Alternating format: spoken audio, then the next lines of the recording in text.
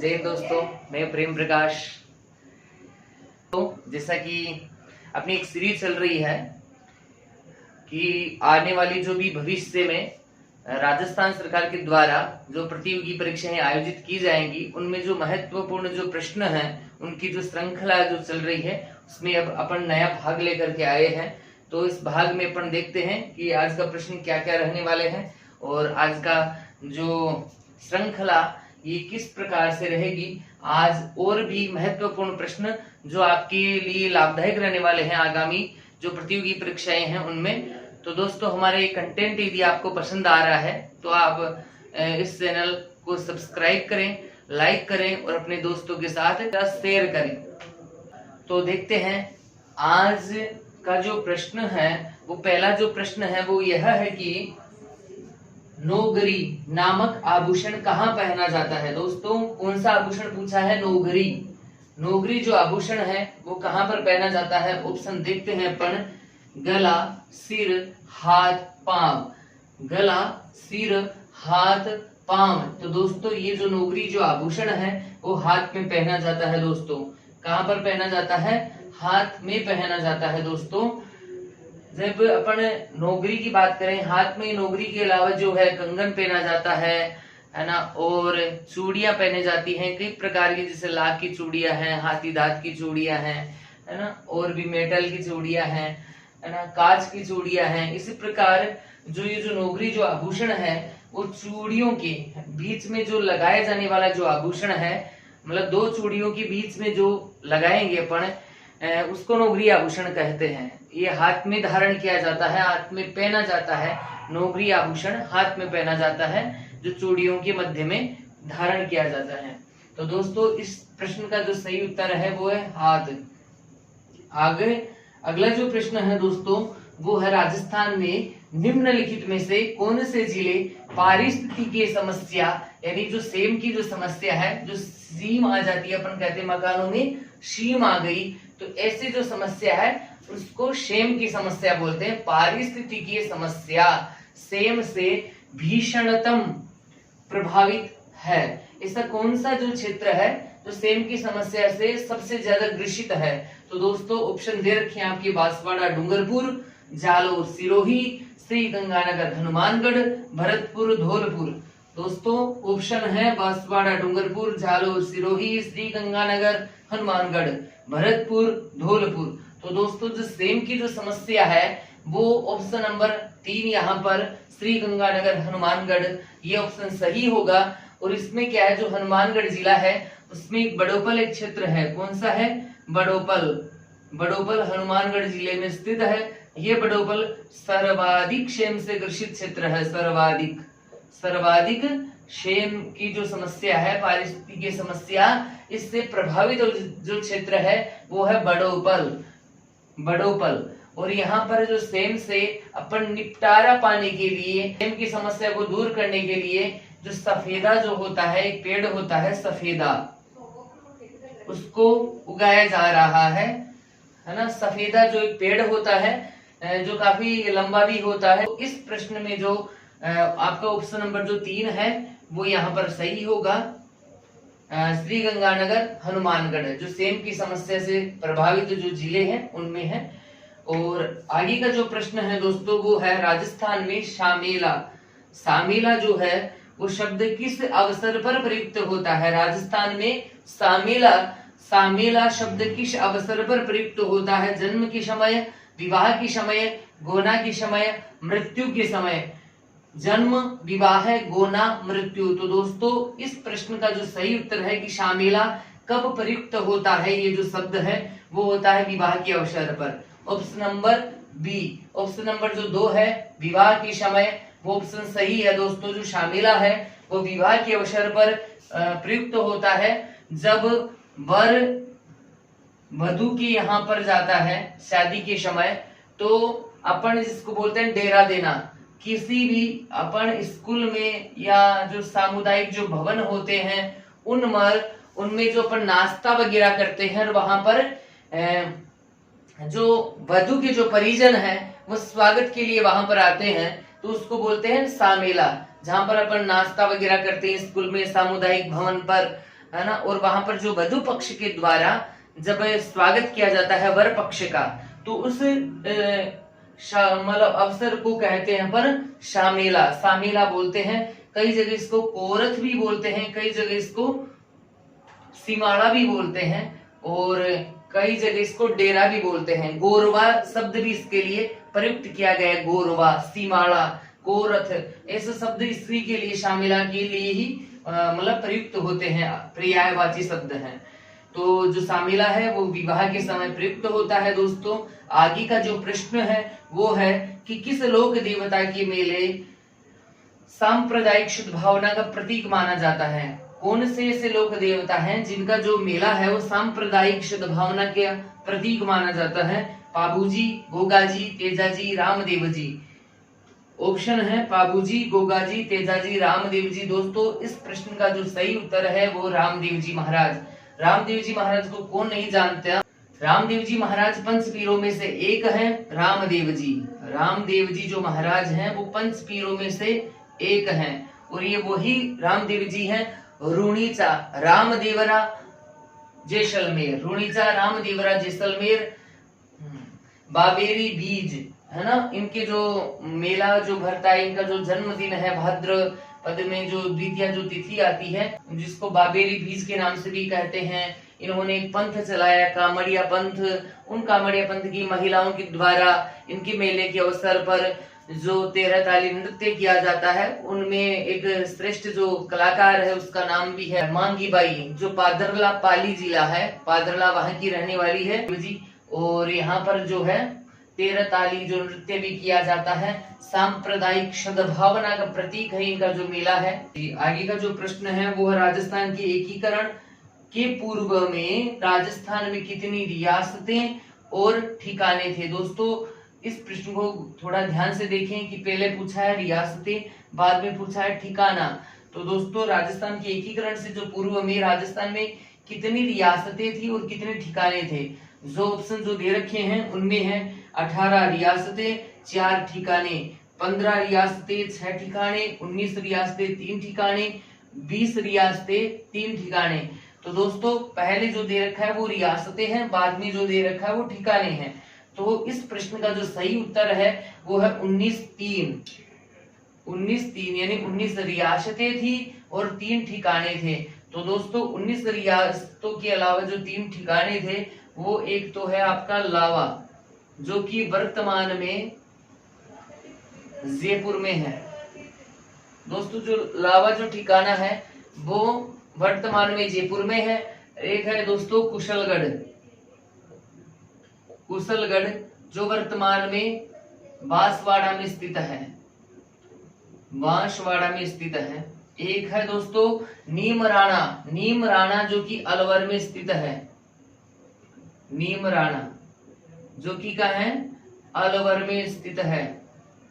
तो दोस्तों 19 रियासतें थी और 3 ठिकाने थे, जिनमें एक हो गया लावा जयपुर में है, कुशलगढ़ बांसवाड़ा में है, नीमराणा अलवर में है। दोस्तों इनके अलावा एक चीफ सीप क्षेत्र भी था। एक क्या था दोस्तों, जिसको पर बोलते हैं ब्रिटिश प्रांत भी कह सकते हैं, चीफ सीप क्षेत्र, चीफ शीप क्षेत्र, जिसका नाम था अजमेर मेरवाड़ा, अजमेर मेरवाड़ा। दोस्तों 19 रियासतों के अलावा 3 ठिकाने हो गए, एक चीफ सीप क्षेत्र हो गया जिसको बोलते हैं ब्रिटिश प्रांत। तो इस ब्रिटिश प्रांत में जो नाम आता है वो है अजमेर मेरवाड़ा, अजमेर मेरवाड़ा। तो दोस्तों आगे का जो प्रश्न है वो है, और दोस्तों हमारा जो ये कंटेंट आपको पसंद आ रहा है तो आप इस चैनल को सब्सक्राइब करें, लाइक करें, दोस्तों के साथ शेयर करें। दोस्तों अगला प्रश्न है वो है कि निम्न में से राजस्थान के किस जिले में ताल छापर जो झील है वो अवस्थित है? ताल छापर जो झील है वो कौन से जिले में अवस्थित है? ऑप्शन जो है वो है चूरू, उदयपुर, भरतपुर, अलवर। दोस्तों ये जो ताल छापर जो झील है वो राजस्थान के चूरू जिले में स्थित है।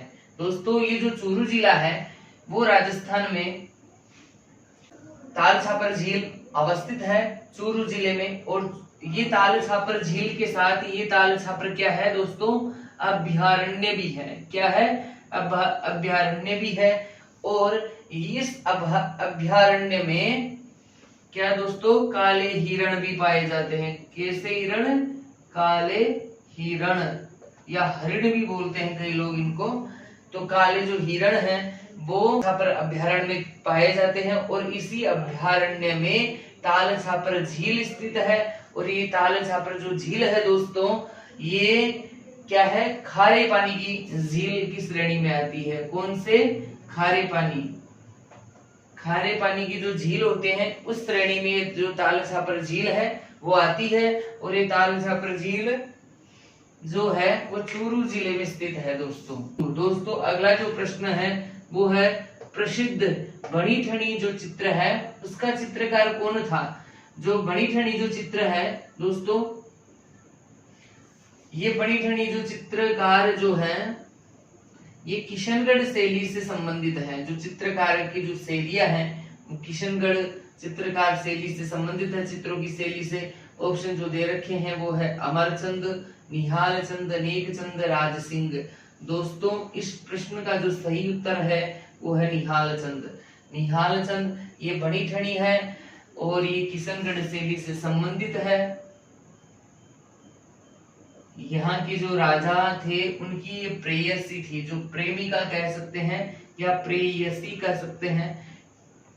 उन्होंने इन्हीं के लिए इन राजा ने, किशनगढ़ के जो राजा थे है ना, इन्होंने अपनी जो प्रेयसी का जो चित्र बनवाया निहाल चंद से, बनी ठनी के रूप में बनवाया। और इस बनी ठनी को भारत की क्या कहते हैं दोस्तों, मोनालिसा, भारत की मोनालिसा भी कहा जाता है। किसको, बनी ठनी को भारत की मोनालिसा कहा जाता है। और इसको प्रकाश में लाए, इसको बनी ठनी को प्रकाश में लाने का जो श्रेय है दोस्तों वो है एरिक डिक्सन। इसको है दोस्तों एरिक डिक्सन को जाता है श्रेय। श्रेय किसको जाता है, एरिक डिक्सन को। तो दोस्तों इस प्रश्न का जो सही उत्तर है वो है निहाल चंद। क्या है दोस्तों, निहाल चंद। अगला जो प्रश्न है दोस्तों वो है, लू शब्द किस प्रकार की हवाओं को स्पष्ट करता है। जो लू जो शब्द है दोस्तों वो किस प्रकार की जो हवाओं को स्पष्ट करता है। ऑप्शन है समगति से बहने वाली हवाएं। कौन सी दोस्तों, समगति से बहने वाली हवाएं। पश्चिमी अवदाब। क्या दोस्तों, पश्चिमी अवदाब। धूल भरी व शुष्क हवाओं का चलना, धूल भरी व शुष्क हवाओं का चलना। जल राशियों की ओर से आने वाली हवाएं, जो जल राशियां हैं उनकी ओर से जो आने वाली हवाएं। तो दोस्तों इस जो प्रश्न का कि लू शब्द किस प्रकार की हवाओं को स्पष्ट करता है, तो ऑप्शन नंबर जो आपका 3 है वो यहाँ पर सही आंसर है। कि जो धूल भरी जो आंधियां होती हैं ग्रीष्म काल में, जो धूल भरी आंधियां चलती हैं और शुष्क या जो अपन बोलते हैं ना जो गर्म जो हवाएं हैं, उन हवाओं को जो चलना जो है वो लू की श्रेणी में आता है। अपन जो लू शब्द है वो धूल भरी आंधियां और जो शुष्क जो हवाओं का चलना जब होता है तो उसको लू शब्द कहते हैं। दोस्तों इस प्रश्न का जो सही उत्तर है वो ऑप्शन नंबर 3 है दोस्तों। अगला जो प्रश्न है वो है, राष्ट्रीय सरसों अनुसंधान केंद्र कहाँ पर स्थित है। राष्ट्रीय सरसों जो अनुसंधान केंद्र है वो राजस्थान में कहाँ पर स्थित है। ऑप्शन है टोंक में, झुंझुनू में, सेवर में, बहरोड में। टोंक, झुंझुनू, सेवर, बहरोड। तो दोस्तों इस प्रश्न का जो सही जो उत्तर है दोस्तों वो है सेवर। ये सेवर जो है वो कौन से जिले में स्थित है राजस्थान के, तो दोस्तों वो है भरतपुर जिले में, है ना दोस्तों। जो सेवर है वो भरतपुर में है और भरतपुर सेवर में स्थित है राष्ट्रीय सरसों अनुसंधान केंद्र, सेवर भरतपुर में। तो दोस्तों इस प्रश्न का जो सही उत्तर है वो है सेवर, ऑप्शन नंबर 3। अगला जो प्रश्न है वो है, राजस्थान के किस प्रदेश में बीहड़ मिलते हैं। दोस्तों क्या पूछा है कि राजस्थान के किस प्रदेश में क्या मिलते हैं दोस्तों, बीहड़। ऑप्शन है चंबल बेसिन, माही बेसिन, छप्पन बेसिन, सांबर बेसिन। दोस्तों आप जानते हैं सांबर जो झील है वो अपने इसका जो सही जो उत्तर है दोस्तों, पहले मैं आपको बता देता हूँ, सही जो उत्तर है वो है चंबल बेसिन। बीहड़ जो सर्वाधिक है वो चंबल में मिलते हैं, लेकिन सांबर को कौन नहीं जानता, खारे पानी की सबसे बड़ी झील है ये, राजस्थान की जो है खारे पानी की सबसे बड़ी झील है।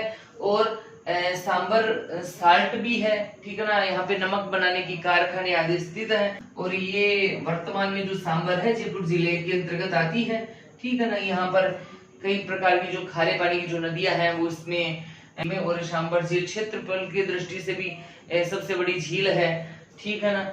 और बात करें तो यहाँ पर नमक भी बनाया जाता है, नमक बनाने की कारखाने भी स्थित है सांबर बेसिन में। लेकिन इसका जो सही जो उत्तर है बीहड़ कहाँ पर मिलते हैं, तो ये चंबल बेसिन में मिलते हैं दोस्तों बीहड़। और बीहड़ जो सर्वाधिक जो है दोस्तों सवाई माधोपुर जिले में है, सवाई माधोपुर जो जिला है उसमें मिलते हैं दोस्तों क्या, बीहड़। ये बीहड़ क्या होते हैं दोस्तों, ऐसे जो नदी है वो चलती है, कहीं पर ऊपर उठती है, कहीं पर नीचे गिरती है, ऊपर उठती है, नीचे गिरती है। जो नीचे वाले जो क्षेत्र है उनको अपन है ना मतलब बीहड़ कहते हैं। और ये बीहड़ है सर्वाधिक सवाई माधोपुर जिले में पाए जाते हैं। बीहड़ में जो दस्यु जो होते हैं, डाकू जो लोग होते हैं वो छिपते हैं बीहड़ में, घना जंगल होता है और गहरे खड्डे होते हैं बीहड़। और जो करौली जो है, करौली को कहते हैं डांग की रानी, जो डांग जो प्रदेश है ना, डांग की रानी, डांग की जो रानी है दोस्तों वो करौली को कहा गया है, करौली को क्या कहा गया है, डांग की रानी करौली को कहा गया है। जबकि जो बीहड़ जो प्रदेश है वो चंबल बेसिन में पाए जाते हैं और सर्वाधिक जो बीहड़ है वो सवाई माधोपुर में मिलते हैं दोस्तों हमारा जो कंटेंट आपको पसंद आ रहा है तो इस चैनल को सब्सक्राइब करें, लाइक करें, दोस्तों के साथ शेयर करें दोस्तों। जय हिंद, जय भारत।